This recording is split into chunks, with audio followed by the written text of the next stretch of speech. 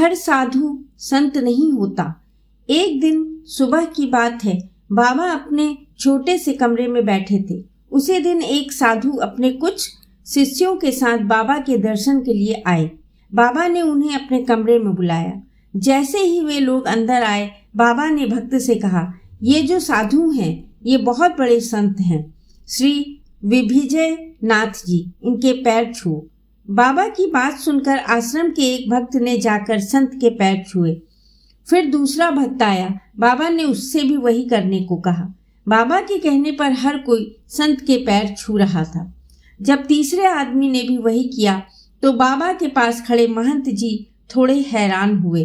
उन्होंने बाबा से कहा, बाबा जी, आप तो खुद भी संत हैं, आप हमारे सामने बैठे हैं और हमें पैर छूने को कह रहे हैं। बाबा मुस्कुराए और बोले, सही कहा, असली संत को पहचानना बहुत मुश्किल होता है। मैं भी यह नहीं कह सकता कि मैं संत हूँ, लेकिन इतना जरूर है कि संत का जीवन दूसरों के लिए मिसाल होता है। बाबा ने समझाया कि हर संत में दो पहलू होते हैं, एक उनका दिव्य रूप और दूसरा उनका इंसानी रूप। जब हम संत के इंसानी रूप को देखते हैं तो हमें उनकी मुश्किलें और दुख भी दिखते हैं, लेकिन उनका दिव्य रूप हमें सिखाता है कि कैसे दूसरों की मदद की जाए।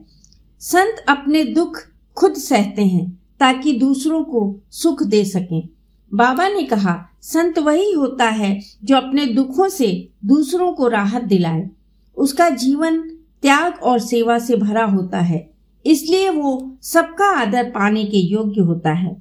बाबा की बातें सुनकर वहां मौजूद सभी लोग बहुत प्रभावित हुए और उन्होंने संतों की सेवा और इज्जत का महत्व समझा। जय श्री राम।